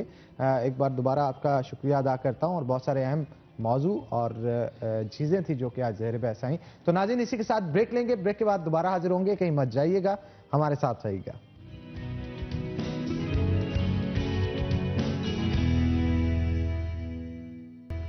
वेलकम बैक नाज़रीन, ब्रेक के बाद खुशामदीद। अगर आप चाहते हैं कि आपकी ड्रेसिंग और हेयर स्टाइल बेहतरीन हो तो उसके लिए आपको ड्रेसिंग डैन स्टीवन से करनी चाहिए, और जबकि हेयर स्टाइल जो है वो प्राइम हेयर क्लब से बनवाना चाहिए। मेरा हेयर स्टाइल भी प्राइम हेयर क्लब की तरफ से बनाया गया। अगर आप चाहते हैं कि बेहतरीन अपनी शख्सियत को संवारें अपनी हेयर स्टाइल के साथ, तो आपको प्राइम हेयर क्लब से अपना भी हेयर स्टाइल बनाना होगा। हमारा फेवरेट सेगमेंट किचन स्टार्ट हो चुका है। चलते हैं किचन में और देखते हैं कि आज शेफ किंजा हमें क्या बना के खिला रही हैं। अस्सलाम वालेकुम शेफ, कैसी हैं आप? अस्सलाम वालेकुम सर, अस्सलाम वालेकुम एवरीवन। सर कैसे हैं? मैं भी ठीक ठाक जनाब। आज इंग्रेडिएंट्स काफी ज्यादा नजर आ रहे हैं मुझे किचन के अंदर, और मुझे लग रहा है कुछ मुनफरिद बनने जा रहा है जो आज से पहले अभी तक शो के अंदर नहीं बना। तो क्या तैयार कर रहे हैं आप? आज मैं बनाने जा रही हूँ डायनामाइट चिकन। डायनामाइट चिकन, ये तो बिल्कुल एक डिफरेंट रेसिपी है जो आज हम ट्राई करने जा रहे हैं। मेरे ख्याल में इसकी रेसिपी आप 1 बाय 1 बताएं, और कितनी क्वांटिटी के लिए होगी ये भी बताएं, क्योंकि नई डिश है। आज हम आराम से आपको समझाएंगे कि डायनामाइट चिकन घर के अंदर आपने किस तरह से तैयार करना है। बताइए। अच्छा, सबसे पहले मैं बताना चाहूँगी ये जो हमारी डायनामाइट चिकन रेसिपी है वो हमारे चाइना किचन की रेसिपी है, तो आपने वहाँ जाके ट्राई करना है। हमारे जिसको मैं रिप्रेजेंट कर रही हूँ बुलेवार्ड मॉल को, हमारी 4 ब्रांचेस वहाँ पे 4 आउटलेट्स हमारी रन कर रही हैं। वहाँ पे home bakery, China kitchen, Punjabi dhaba, और ग्राउंड फ्लोर पे हमारा जो है वो चाय नाश्ता है। अच्छा मुझे ये बताओ किंजा, इसे डायनामाइट चिकन क्यों कहते हैं? डायनामाइट जैसी क्या चीज है इसके अंदर, खा के फट जाता है ये? नहीं सर, इसमें जो सॉस बनाई जाती है डायनामाइट सॉस, वो ही उसका मेन जो है, उसमें फिर चिकन को फ्राई करके कवर किया जाता है। जो इसमें सॉस यूज होगी वो थोड़ी डायनामाइट क्यों कहा जाता है? इसके टेस्ट में क्या ऐसी चीज है जो डायनामाइट कहती है? गले को लगता है माइंड ब्लोइंग और आपके गले को टिंग करता है फौरन जाके। हाँ जरा स्पाइसी होगा ना, स्पाइसी होगा। तो जनाब मैं एक बार फिर से रिपीट करता चलूं, आज का सवाल हमारे व्यूवर्स के लिए, 1 घंटा अभी मौजूद है शो के लिए, तो ज्यादा से ज्यादा आप टेक्स्ट करें उस नंबर पे जो कि आपकी स्क्रीन के ऊपर दिया जा रहा है। आज का सवाल था हमारा कि पाकिस्तान के वजीर दफा का नाम क्या है? जीतने वाले खुश नसीबों को बुलेवार्ड की तरफ से बहुत सारे वाउचर्स दिए जाएंगे, आप शॉपिंग कर सकते हैं, खरीदारी कर सकते हैं, खाने खा सकते हैं वहां से। तो मैं चाहता हूं रेसिपी आज की बताई जाए, लेकिन रेसिपी बताने से पहले ये बताइएगा कि कुकिंग ऑयल किस में तैयार किया जाएगा आज? ये घी के अंदर तैयार होगा या कुकिंग ऑयल में? मैं जो इसका चिकन फ्राई करूंगी वो मैं गोल्डन कुकिंग ऑयल में फ्राई करूंगी। बिल्कुल जी, गोल्डन कुकिंग ऑयल के अंदर फ्राई किया जाएगा। जैसा कि आप देख सकते हैं हमने गोल्डन कुकिंग ऑयल अपने पैन के अंदर डाल भी लिया है। गोल्डन कुकिंग ऑयल बनाने वालों का ये कहना है कि ये कुदरती अज्जा के साथ हफ्जाने सेहत के असूलों के मुताबिक डबल ऑटोमेटिक प्लांट के ऊपर तैयार किया जाता है, जिसका मकसद ये होता है कि आपके खानों की लज्जत को दोबारा किया जाए। यही नहीं बल्कि इसके साथ साथ विटामिन का ब्लेंड भी इसके अंदर मौजूद होता है। विटामिन ए, विटामिन डी और विटामिन ई इसके अंदर मौजूद होता है। आपकी कैल्शियम अब्जॉर्प्शन के लिए विटामिन डी, आपकी ओवरऑल हेल्थ के लिए विटामिन ई, जबकि आपके विजन को क्लियर करने के लिए, आंखों की जो नजर है उसको बेहतर बनाने के लिए विटामिन ए का इस्तेमाल इंतहाई जरूरी है, जो कि तमाम की तमाम चीजें इसके अंदर मौजूद है। तो मैं चाहता हूं अब आप रेसिपी बताएं और इसका तरीकाकार भी बताएं कि किस तरह से इसे तैयार करना है, ताकि हम ऑडियंस को बता सकें, जो लोग डायनामाइट चिकन घर पे तैयार करना चाहते हैं उनको पता चल सके इसकी रेसिपी के बारे। अच्छा, सबसे पहले हम डायनामाइट सॉस बनाएंगे। उसके लिए हमें जो चीजें चाहिए, सॉस आता है सिरियाचा सॉस, वो आराम से अवेलेबल है मार्केट में। सिरियाचा सॉस नहीं है तो आप चिली सॉस, जो नॉर्मल चिली सॉस होता है, आप वो यूज कर सकते हैं। 4 टेबलस्पून मैं इसमें सिरियाचा सॉस डालूंगी। तकरीबन 2 टेबलस्पून ऑफ टोमेटो केचप डालूंगी। मेयोनीज में इसमें 1/2 कप डालूंगी। हनी 1 टीस्पून डालूंगी और थोड़ा सा लेमन जूस डालूंगी। और थोड़ी सी फ्लेवर के लिए मैं इसमें black pepper half teaspoon और white pepper half teaspoon डाल के इसकी सॉस बनाऊंगी। और फिर जो हम लोग चिकन फ्राई करेंगे, चिकन के लिए मेरे पास 250 ग्राम्स ऑफ बोनलेस क्यूब में कटा हुआ चिकन है, वो हम लोग लेंगे। इसकी मैरिनेशन में क्या क्या जाएगा, इसकी मैरिनेशन में जाएगा सोया सॉस डालूंगी 2 tablespoon of soya sauce, dried oregano मैं डालूंगी 1 टीस्पून ऑफ ड्राइड ऑरिगानो डालूंगी, गार्लिक पाउडर मैं इसमें डालूंगी 1 टीस्पून, स्मोक्ड पेपरिका, स्मोक्ड नहीं है पेपरिका आपके पास, आप रेड चिली पाउडर भी इसमें यूज कर सकते हैं, 1 टीस्पून ऑफ स्मोक्ड पेपरिका डालूंगी, half tea spoon white paper, half tea spoon black pepper और सॉल्ट टू टेस्ट। इसकी हमें कोटिंग करनी है। कोटिंग के लिए मुझे हाफ कप फ्लावर चाहिए। फ्लावर अगर वाइट फ्लावर नहीं है तो आप नॉर्मल जो घर का चक्की का आटा होता है वो भी यूज कर सकते हैं, वो है। और मेरे पास कॉर्नफ्लावर है हाफ कप। इन दोनों को मैं डाल के मिक्स करूंगी। इसमें मैं डालूंगी थोड़ा सा ब्लैक पेपर पाउडर और एग्स में बीटन एग्स यूज करूंगी इसकी कोटिंग के लिए। बिल्कुल आप ठीक कह रही हैं। अच्छा मुझे ये बताइएगा, डायनामाइट चिकन के साथ कोई जो सॉस तैयार की जाती है, डायनामाइट सॉस, वो अलग से तैयार की जाएगी या उसी में मैरिनेशन होगी इसमें?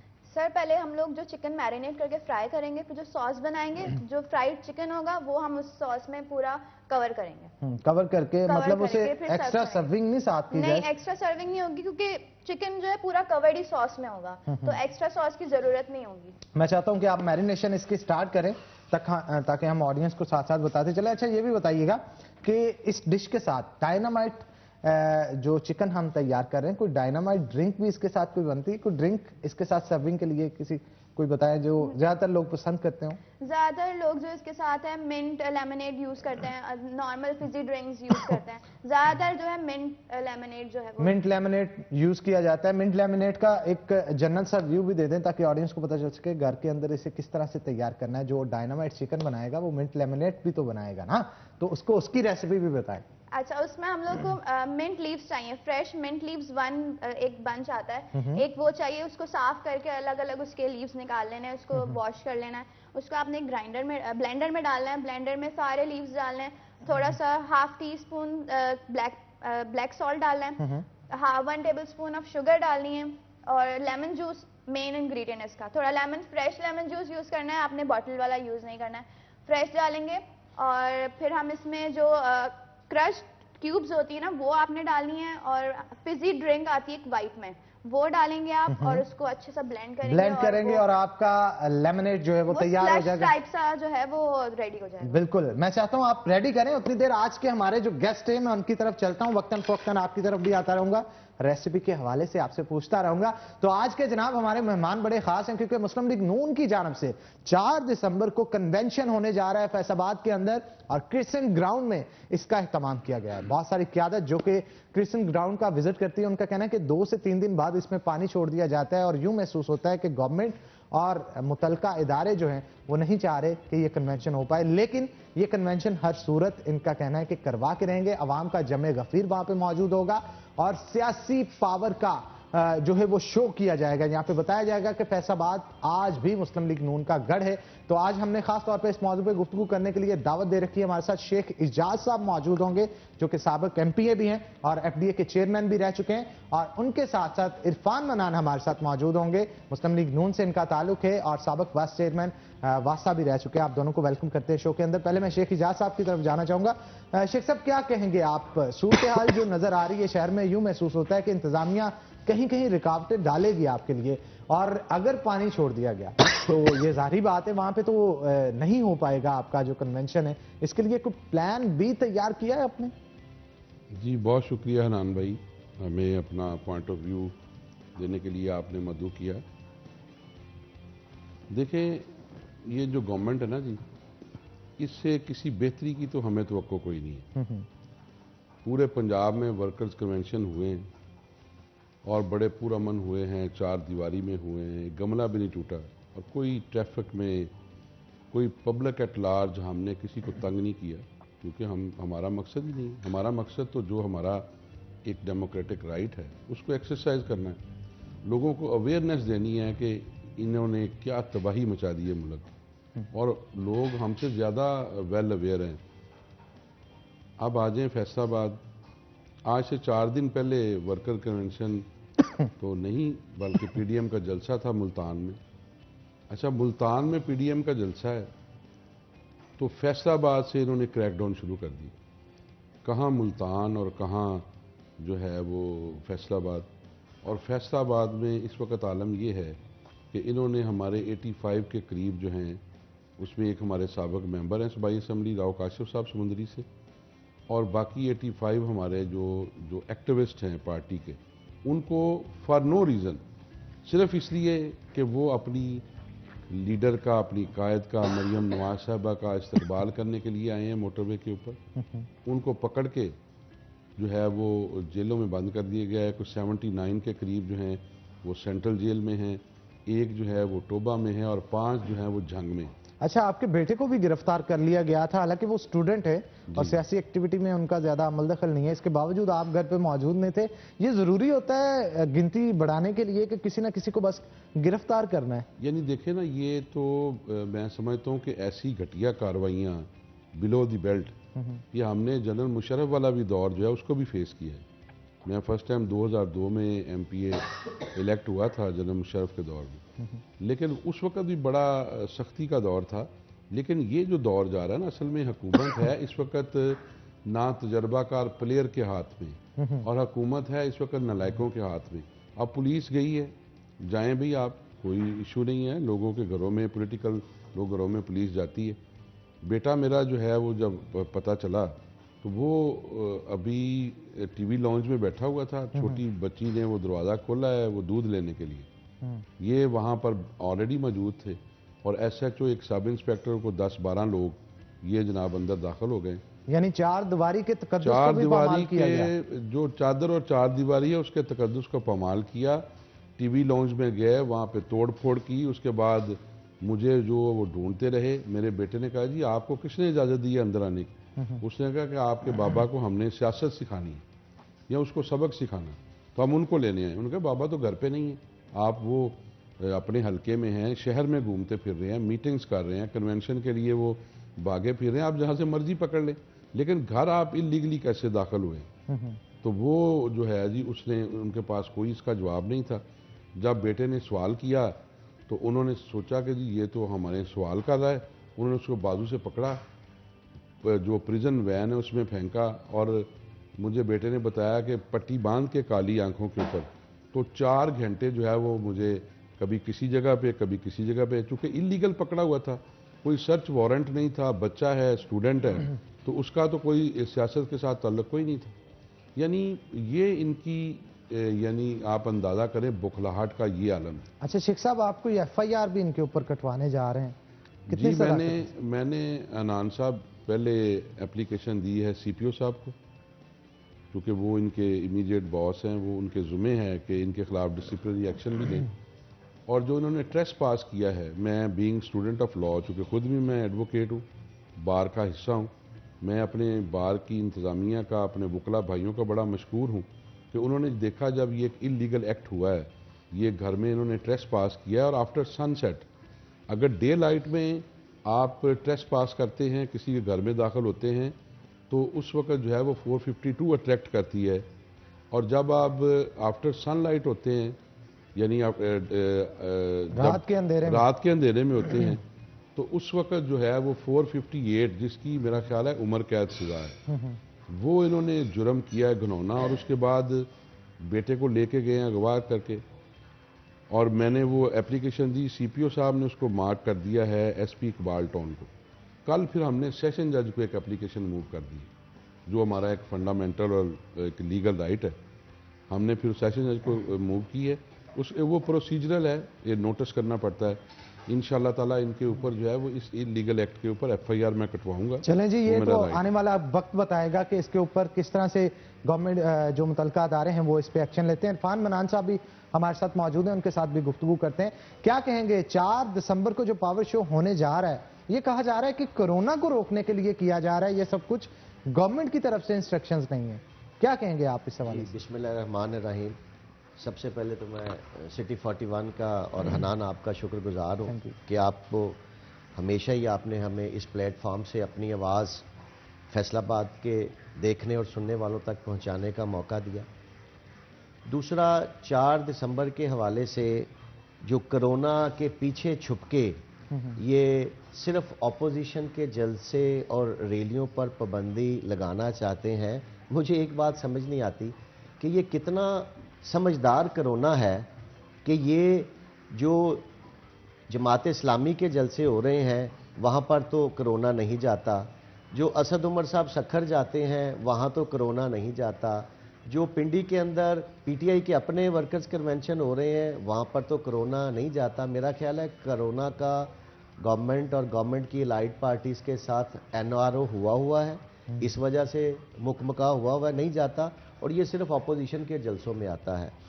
और दूसरी रही बात कि इस कोरोना से बड़ा जो वायरस जिसको हम कोविड-18 कहते हैं, जो आउटब्रेक हुआ था 2018 के इलेक्शन के दौरान, उससे पाकिस्तानियों को ज़्यादा ख़तरा है एज़ कम्पेयर टू कोविड-19। कोविड-19 के अंदर जो मोर्टेलिटी रेट है, जो वर्ल्ड हेल्थ ऑर्गेनाइजेशन का जो रिसर्च स्टडी आई है, दैट इज़ लेस दैन 2%। मगर इमरान खान की शक्ल में 22 करोड़ पाकिस्तानियों के ऊपर जो अल्लाह रहम करे, जो हर रोज़ उनके घर का चूल्हा ठंडा हो रहा है और सतह गुर्बत से लोग तेज़ी से नीचे आ रहे हैं, लोग खुदकुशियों पे मजबूर हो रहे हैं और उसके साथ साथ बाकी उनके मामलात ज़िंदगी तंग होते जा रहे हैं, उससे ज़्यादा खतरा है। बिल्कुल, इस खतरे के हवाले से भी गुफ्तगू करेंगे, लेकिन एक छोटी सी ब्रेक के बाद, क्योंकि ब्रेक का वक्त हो गया है। तो नाज़रीन, एक ब्रेक लेंगे, ब्रेक के बाद दोबारा वापस आते हैं। कहीं मत जाइएगा, हमारे साथ रहिएगा।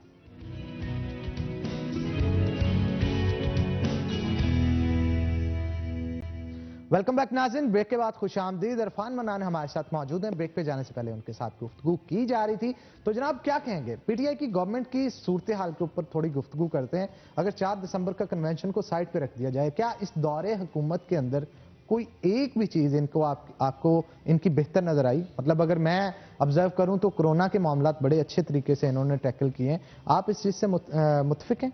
जी, इनकी जो एक चीज़ में मुझे बेहतरी नज़र आई है कि जो इन्होंने नई नस्ल को इन्होंने जो बदतमीज़ी की तरबियत देना शुरू की है, वो रात को जो टीवी पर इनके किराए के तर्जमान बैठकर जो ज़बान, लच्छड़ ज़बान और वो झूठ बोल रहे होते हैं और लोगों पर इल्ज़ाम लगा रहे होते हैं, वो इन्होंने एक ऐसा कल्चर मुतारफ़ कराया है, शायद वो पाकिस्तान की सियासत में इससे पहले इस हद तक नहीं था। बड़ी पार्टियों के दरमियान, पीपल्स पार्टी और मुस्लिम लीग के दरमियान था, मगर दोनों बड़ी पार्टियों ने Aahista Aahista with the passage of time ना सिर्फ उस चीज़ों से छुटकारा हासिल किया बल्कि उन्होंने एजुकेट किया अपने वर्कर को भी। मगर क्योंकि ये नौमलूद हैं और हाइब्रिड चाइल्ड हैं और कंट्रोल टेम्परेचर में इनकी परवरिश हुई है और जिन्होंने इनको कंट्रोल किया है, उनका स्लोगन ये था कि इतना झूठ बोलो कि वो सच लगना शुरू हो जाए। और बाकी आपका ये जो किचन है ना, ये आपका जो मॉर्निंग शो के अंदर जो मेरे शहर की काबिल एहतराम मेरी बेटियां, मेरी बहनें, मेरी माएँ ये टीवी प्रोग्राम आपका देख रही होंगी, क्योंकि जो नई रेसिपीज़ हैं ये खातून खाना को ज़्यादा अट्रैक्ट करती है। ज़रा उनसे पूछिएगा कि उनके किचन का इन 2.5 सालों में क्या हशर हुआ है।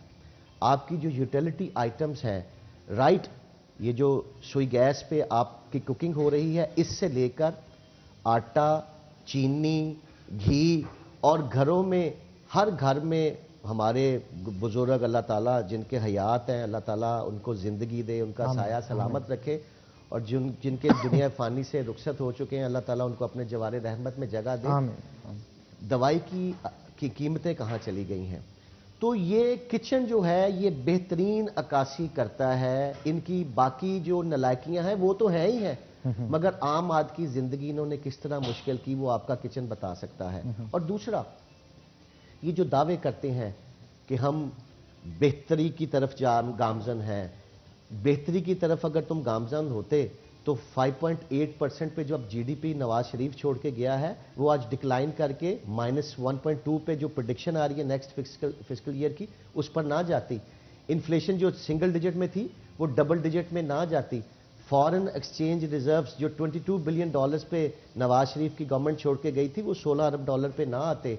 आपका स्टॉक एक्सचेंज जो पाकिस्तान की तारीख के अंदर जिस नफसियाती हद को उसने अबूर किया वो मियां मोहम्मद नवाज शरीफ का दौर था कि 56,000 का इंडेक्स टच किया था और आज 42-43 हज़ार पे आप फिर रहे हैं। आपका डॉलर, हमें ये जो भी कहते हैं ये अब पूरी दुनिया को पता चल गया है कि इनके कहने और अमल करने में ज़मीन आसमान का फ़र्क है। और लोगों ने तो बड़ी बड़ी शाहराहों पे जो यू टर्न की जो तख्तियाँ थी वो उतार के इनके न्याजी साहब की तस्वीरें लगानी शुरू कर दी हैं कि हमारे दौर के अंदर 105 के ऊपर डॉलर रहा, आज 160 का डॉलर ट्रेड हो रहा है। हमारे दौर के अंदर आप हुजम देखें हमारी जो है ओवरऑल इंपोर्ट्स का और एक्सपोर्ट्स का क्या था। आज कोविड की वजह से इंडिया के अंदर जो हालात ख़राब हैं और इंडिया के अंदर जो SOPs के ऊपर जो अमल नहीं किया गया, इंटरनेशनली जो आपके बायर्स हैं, वेस्टर्न वर्ल्ड हो गया, जो ISO सर्टिफिकेशंस वाली जो बिलीव करते हैं, वो ऑर्डर्स जो हैं वो चाइना और पाकिस्तान में स्विच हुए हैं, मगर वो सस्टेनेबल चीज़ें नहीं हैं। मैं और शेख इजाज साहब कल सूतर मंडी की जो हमारी पायमा की जो पाकिस्तान की यान मर्चेंट्स एसोसिएशन है उनको बाज़ाब्ता 4 दिसंबर के कन्वेंशन की दावत देने गए थे। तो हमने ये जो आपने सवाल किया, हमने मजाकन उनसे पूछ लिया कि हमने पता चला कि बहुत तेज़ी है, आप वो पायमा वालों से बिल्कुल आप पूछें। ये ठीक कह रहे हैं। बहुत सारे टेक्सटाइल ऑनर से हमारी भी बात हुई है, उनका यही कहना है कि इंडिया से, बांग्लादेश से, नेपाल से और चाइना से जो ऑर्डर्स लिए जाते थे वो क्योंकि नहीं लिए जा रहे, कोविड के केसेस वहां पे बहुत ज्यादा निकल रहे हैं, तो इंटरनेशनल मार्केट का रुझान जो ज्यादा बढ़ गया है वो पाकिस्तान की तरफ बढ़ गया है। और यही वजह है कि पिछले चंद सालों से बहुत ज्यादा जो बोझ है वो इस साल आन पड़ा है और एक्सपोर्ट इंडस्ट्री के अंदर बूम आया है। लेकिन अल्टीमेटली उनका कहना था कि इसका सारा का सारा क्रेडिट हम इस चीज को दें, ये भी मुनासिब नहीं है। गवर्नमेंट की तरफ से जो रेट्स कम किए गए हैं, पी कार्स के अंदर बिजली के रेट जो कम किए गए हैं, उसमें भी काफी मदद फराम की गई है। और दूसरा, टैक्स इंपोर्ट पे ऊपर जो लगाया जाता है ना, यान को जो इंपोर्ट किया जाएगा, क्योंकि यान की कमी हो चुकी है हमारे यहाँ, ऑर्डर्स बहुत ज्यादा है, यान की प्रोडक्शन के लिए आपको यान चाहिए होता है, उसकी इंपोर्ट पे जो ड्यूटी लगाई जा रही है उसको अगर कह रहे थे ये छोड़ दिया जाए तो इस इंडस्ट्री में मजीद बूम आ सकता है। शेख इजाज साहब भी हमारे साथ मौजूद हैं, फैसलाबाद कारपोरेशन के मुस्लिम लीग नून के प्रेसिडेंट भी हैं, उनसे भी गुफ्तगू करते हैं। शेख साहब, आप क्या कहेंगे? डिप्टी कमिश्नर के पास आप गए थे इजाजत के लिए, जो कन्वेंशन हो रहा है, क्या गुफ्तगू वहां पे हुई और क्या इजाजत दी गई आपको या नहीं दी गई? देखिए, हमने उनसे कोई बेग नहीं किया, कोई हमने उनसे इजाज़त की भीख नहीं मांगी। हमने उनको इंटीमेट किया कि जी ये हमारा प्रोग्राम है और ये हर ज़िला में हुआ है और ये हम करने जा रहे हैं। तो इसके जो सिक्योरिटी अरेंजमेंट्स हैं या दीगर अरेंजमेंट्स हैं वो चूँकि हमारी मरकज़ी लीडरशिप आ रही है, शाहिद खकान अब्बासी साहब आ रहे हैं, एहसन इकबाल साहब आ रहे हैं, हमारे जो सूबे के प्रेसिडेंट हैं वो तो वैसे होस्ट हैं, राना सनाउल्लाह साहब, अवैस लगारी साहब आ रहे हैं, तो आप ज़रूरी अरेंजमेंट्स करें। तो उन्होंने कहा जी आप मुझे दे दें तो मैं जो है वो आपको बताता हूँ।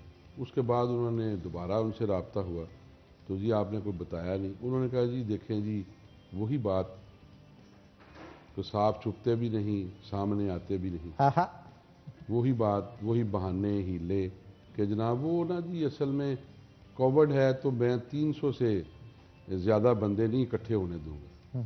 तो ये तो हम कोई, मैंने कहा डीसी साहब ये तो हमको मियाँ साहब की सालगिरह मना रहे हैं, ये एक वर्कर कन्वेंशन होने जा रहा है और 300 बंदा तो मेरे कायद की तस्वीर लगी हो उसको देखने के लिए, चूमने के लिए इकट्ठा हो जाता है। तो ये कैसे हो सकता है कि आप 300 इकट्ठा ना होने दें? असल में उनका कसूर कोई नहीं है, वो पब्लिक सर्वेंट हैं।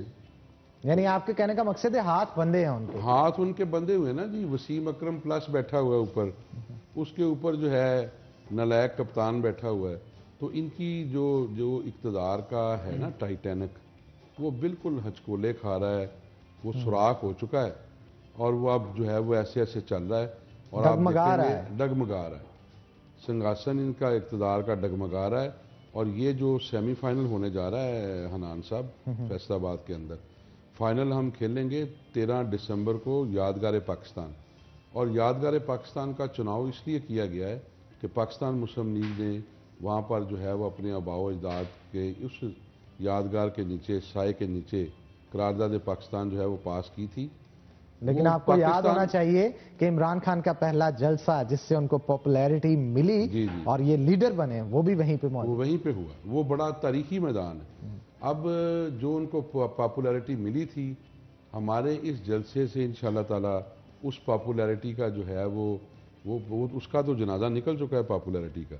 अब तो वो दो तरह के लोग होते हैं ना मशहूर, एक फेमस होते हैं, एक नोटोरियस होते हैं।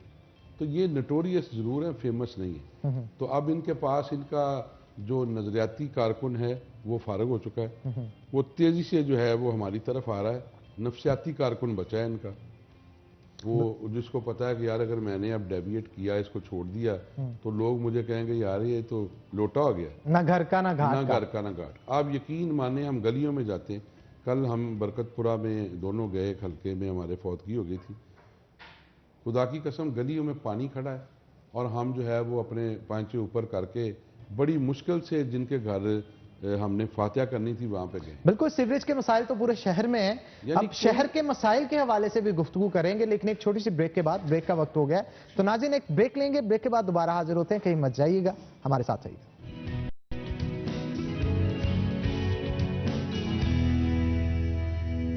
वेलकम बैक नाज़रीन।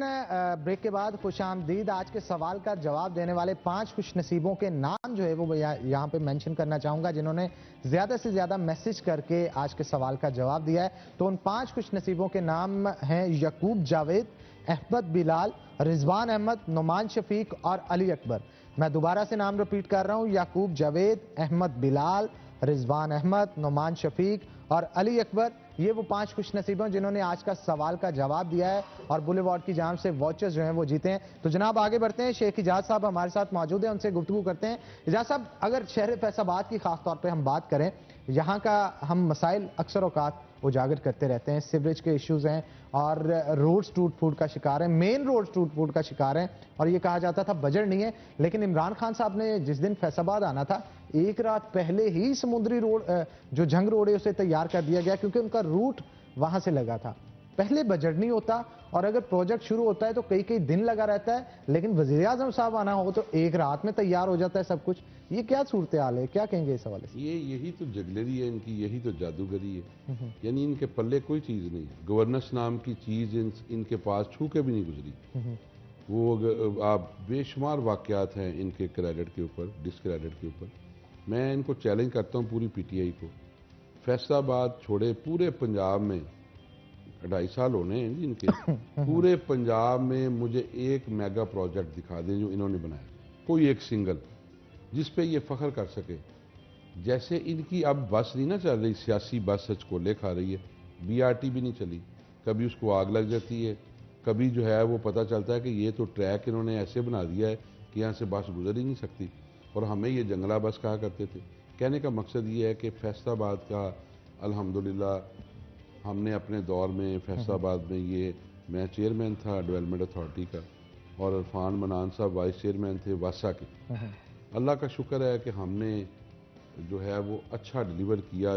जितने फंड्स हमने फैसलाबाद को दिए हैं, जनरल हॉस्पिटल हसीब शहीद कॉलोनी बना, ये आपका अंडरपास उस वक्त।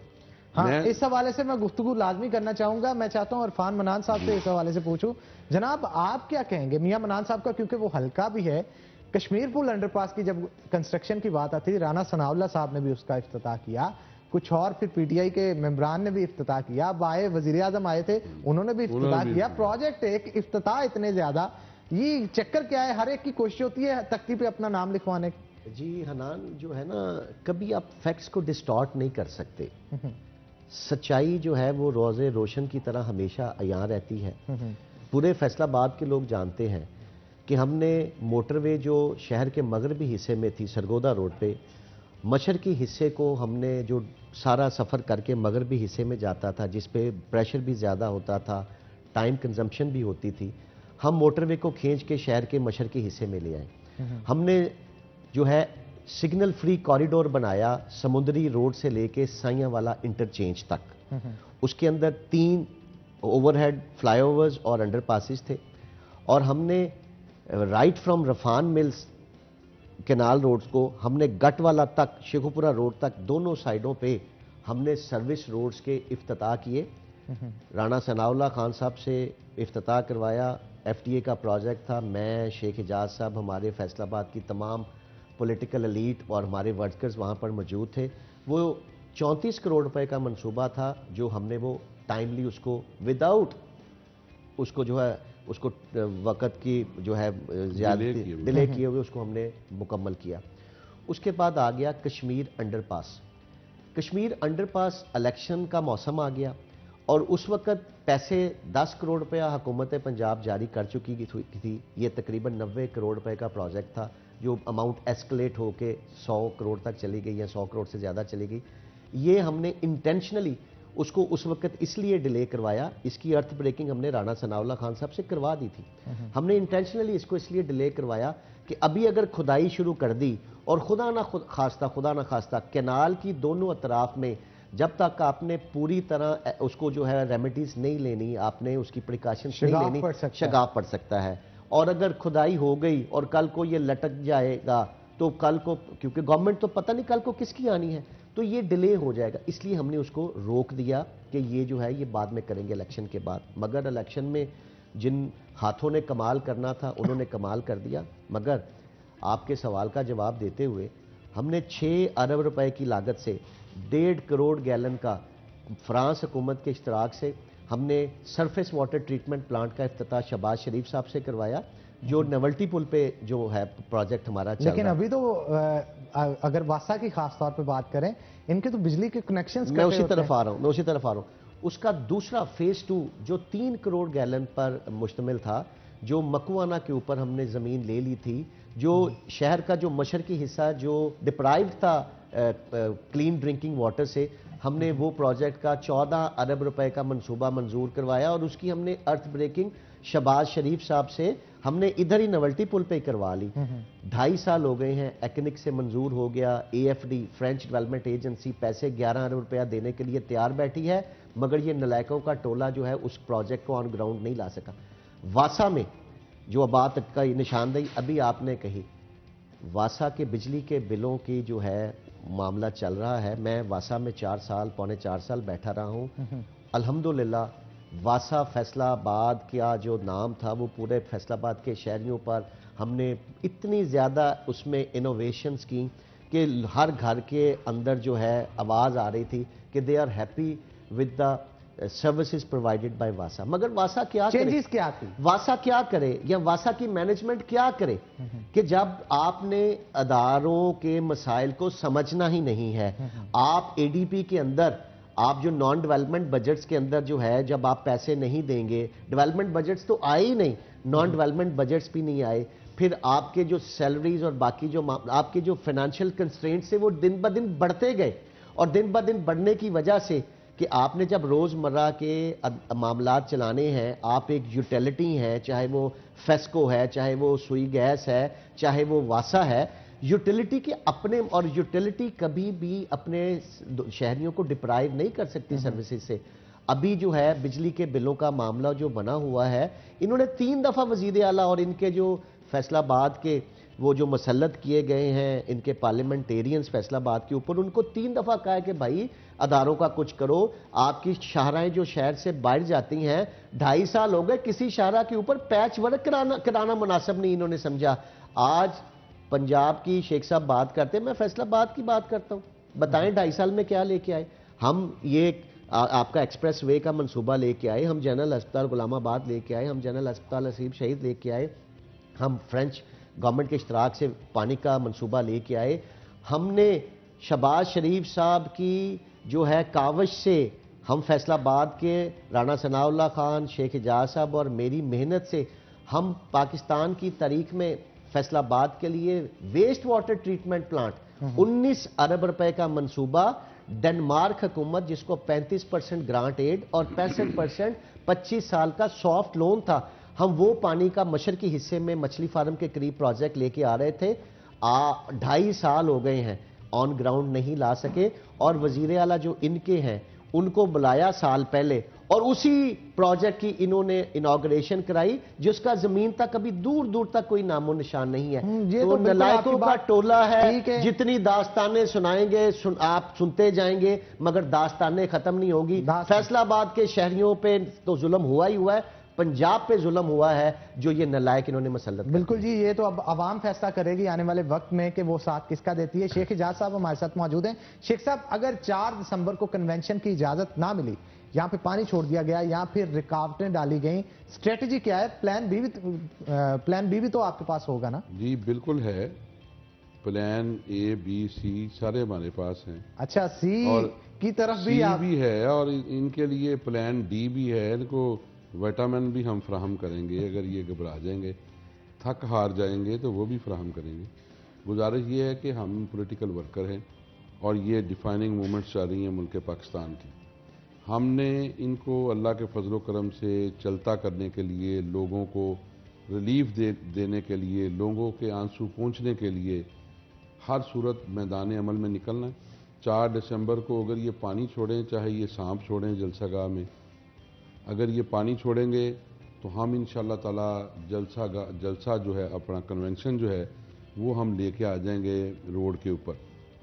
रोड के ऊपर तो पानी नहीं छोड़ सकते, रोड के ऊपर करेंगे। मुल्तान में इन्होंने जो है वो कासम बाग को रोका, कासम बाग के अंदर चले गए लोग, फिर उन्होंने लाठियां बरसा के उनको बाहर निकाला, फिर रोकने की कोशिश की।